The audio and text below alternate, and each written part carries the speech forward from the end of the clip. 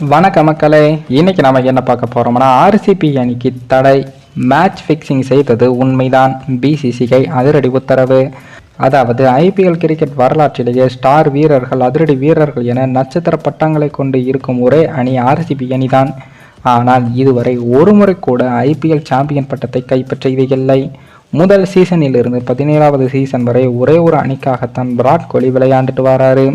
அது ஆர்சிபிக்குத்தான். இப்படி கோலி தன்னுடைய உயிர் ரத்தம் வியர்வை சிந்தி ஆர்சிபி அணிக்காக விளையாடினாலும் அவரால் கோப்பையை மற்றும் கைப்பற்ற முடியல. இந்த நிலையில் தான் என்ன செய்தால் ஆர்சிபி அணி கோப்பையை வெல்ல முடியும் என்று தற்போது பார்த்தால், முதலில் ஆர்சிபி அணிக்கும் அவருடைய ரசிகர்களுக்கும் தேவை அடக்கம்தான். எப்போதுமே அடாவடித்தனம் செய்பவர்களுக்கு இதுவரை எந்த நல்லதும் நடந்தது இல்லை. சாதாரண ஒரு லீக் போட்டியில் வெற்றி பெற்று கொண்டாடுவதெல்லாம் மிகவும் தவறான விஷயம். சிஎஸ்கே போட்டிகள் அவர்கள் வெற்றி பெற்று கொண்டாடியதன் மூலம் இதுவே போதும் என்ற மனநிலைக்கு வந்து இருப்பாங்க. இதன் காரணமாகத்தான் எப்போதுமே நமது இலக்கு அடையும் வரை கொண்டாடவே கூடாது. அந்த தவறை தான் ஆர்சிபி தொடர்ந்து செஞ்சுட்டு வராங்க. அதே போலதான் ஆர்சிபி அணியானது இந்த ஐபிஎல் தொடரில் மிக ஒரு இல்லீகல் வேலையையும் பார்த்து இருக்காங்க. அதாவது சிஎஸ்கே vs ஆர்சிபி போட்டியில் சில இல்லீகல் வேலைகளும் நடந்து இருக்கு. இதனை ஏற்கனவே பிசிசிஐ பரிசோதிச்சும் செஞ்சு இருக்காங்க. அதில் பல இல்லீகல் வேலைகள் நடந்ததும் தெரிய வந்து இருக்கு. அதில் நடுவர்களும் தற்போது ஆர்சிபி அணி மீது புகார் கொடுத்தும் இருந்தாங்க. அதில் குறிப்பாக விராட் கோலி மீது தான் தொடர்ந்து புகார்களை கொடுத்து இருக்காங்க. அதாவது அந்த சிஎஸ்கே vs ஆர்சிபி போட்டியில் நடுவர்கள் உத்தரவை தொடர்ந்து ஹோம் கிரவுண்ட் அட்வான்டேஜை வைத்துக்கொண்டு ஆர்சிபி வீரர்களும் விராட் கோலியும் ஏற்கவில்லை. நோபால் கொடுத்தா எதுக்கு நோபால் கொடுக்க, ஒய்டு கொடுத்தா எதுக்கு ஒய்டு கொடுக்க, அவுட் கொடுத்தா எதுக்கு அவுட் கொடுக்க என்று தொடர்ந்து ஆர்சிபி வீரர்கள் நடுவர்களை மிரட்டி வைத்து இருந்தாங்க. குறிப்பாக பெர்குசன் 2 நோபால்களை வீசி இருந்தாரு. அவரை எச்சரிக்கை விடுத்த நடுவர்கள் வெளியே போய் என்று அனுப்பியிருந்தாங்க. ஆனால் விராட் கோலி வந்து பெர்குசனிடம் வெளியே போகாத நெல்லுன்னு சொல்லி நடுவரிடம் சண்டைக்கும் சென்றிருக்காரு. அப்போது விராட் கோலி என்ன சொல்லியிருக்காருன்னா, மழை வந்தால் பவுலர்களுக்கு பவுலிங் வீசும்போது கை வழுக்கத்தான் செய்யும், அப்படியெல்லாம் நோபால் கொடுக்கக்கூடாதுன்னு நடுவரிடம் சண்டைக்கு போயிருக்காரு. இதனை பார்த்த தல தோனி அவர்கள் மிகவும் கஷ்டப்பட்டாரு. ஏன்னா நான் திண்ணையை பிடிச்சி நடக்கும்போது என்னையை பிடிச்சி நடந்த பையனி, ஏன்டா நீ ஏன்ட்ட இப்படி சண்டைக்கு வரேன்னு தான் அவர் மைண்டே இருந்திருக்கும். அதுக்கப்புறம் எப்படியோ பெர்குசன் அந்த ஓவரையும் போட்டார். அதே போல் இந்த போட்டியில் ஆர்சிபி பவுலிங்கில் 18 பந்துகளை மாற்றி இருந்தாங்க. ஈரமாக இருக்குன்னு சொல்லி அடுத்தடுத்த பந்துகளை மாற்றி இருக்காங்க. இதே போல் டூப்ளஸி சாட்னர் கேட்ச் பிடித்தது கூட தற்போது சர்ச்சையாக மாறி இருந்தது. அந்த ஒத்த கையால் டூப்ளஸி பிடித்திருப்பாரு, அந்த கேட்ச் தான். அந்த கேட்சை பிடிக்கும் போது பந்து தரையில் டச் ஆகிருக்கும்.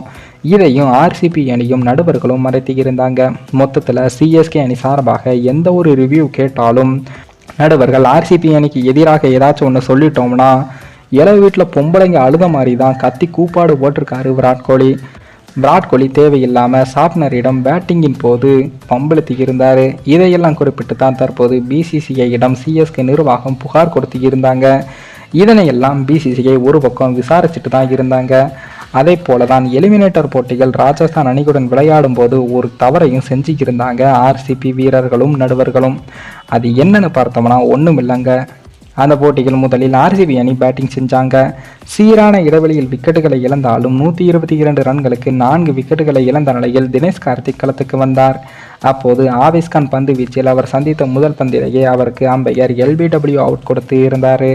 அப்போது தினேஷ் கார்த்திக் ரிவ்யூ செய்து பார்த்தபோது 3வது அம்பையர் ரீப்ளை பார்த்தபோது தினேஷ் கார்த்திக் பேட்டில் பந்து படாமல் காலில் பட்டதும் தெளிவாக தெரிந்தது.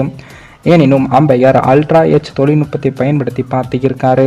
அப்போதும் பேட்டும் பாலும் சந்தித்து கொண்ட போது அல்ட்ரா எச்சில் சிக்னல் காட்டியது. அதே நேரத்தில் தினேஷ் கார்த்திக்கின் பேட் அவரது காலிலும் சேர்த்து பட்டிருக்கு.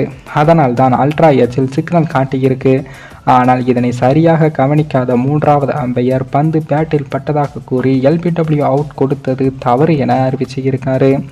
இதனையடுத்து 3வது அம்பையரும் பெங்களூரு அணியும் சேர்ந்து மேட்ச் ஃபிக்சிங் செய்ததாக தற்போது ரசிகர்கள் கொந்தளித்து வந்த நிலையில் இது குறித்து பிசிசிஐ விசாரணையையும் நடத்தியிருக்காங்க. அதில் சில பல இல்லீகல் வேலைகள் நடந்ததாகவும் உறுதி செய்யப்பட்டு இருக்கு. இதனால் தற்போது ஆர்சிபி அணிக்கு குறைந்தது 3 வருடங்கள் ஐபிஎல் தொடரில் தடை விதிக்க வாய்ப்பு இருப்பதாகவும் தகவல்கள் வெளியாகி இருக்கு. இது குறித்த செய்திகள் தற்போது நார்த் இந்தியன் ஊடகங்களில் வைரலாக வெளியாகி இருக்கு. மேலும் இந்த வீடியோ ஏதோ ஒரு விதத்தில் உங்களுக்கு பிடித்திருக்கும் என்று நினைக்கிறேன். நம்ம சேனலுக்கு புதிதாக வீடியோ பார்க்கிறீர்கள் என்றால் மறக்காமல் சப்ஸ்கிரைபர் செய்துவிட்டு பாருங்கள். இன்னொரு வீடியோவில் சந்திக்கும் வரை நான் உங்கள் தமிழ்.